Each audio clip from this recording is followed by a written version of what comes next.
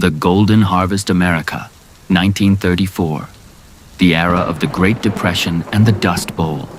The earth was dry, money was scarce, and hope was a luxury few could afford.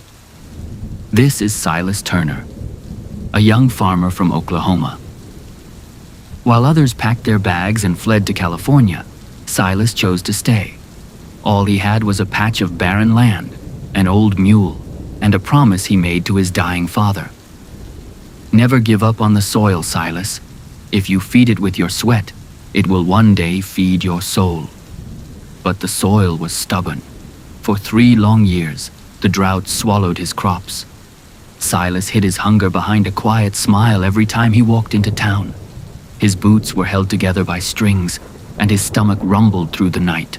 The neighbors called him a fool. They said the land was dead. But true strength isn't born in prosperity. It is forged in adversity.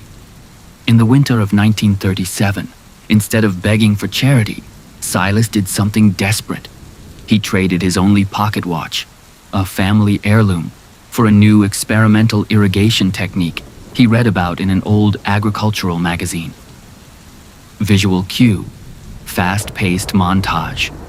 Silas digging deep trenches by hand, sweating, bleeding, planting the seeds one by one in the dust. He worked 18 hours a day. When his mule died, Silas pulled the plow himself. His hands bled, his back bent, but his spirit remained unbroken. He hid his agony beneath the dirt, praying for just one miracle. Umphan.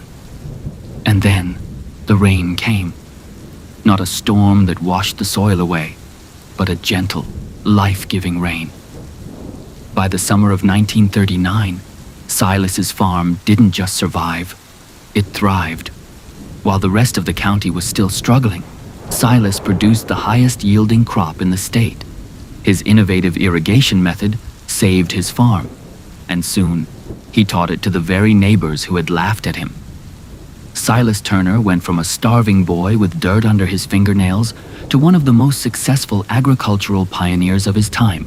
He proved that no matter how deep the poverty or how dry the land, a seed planted with absolute grit will always find its way to the sun.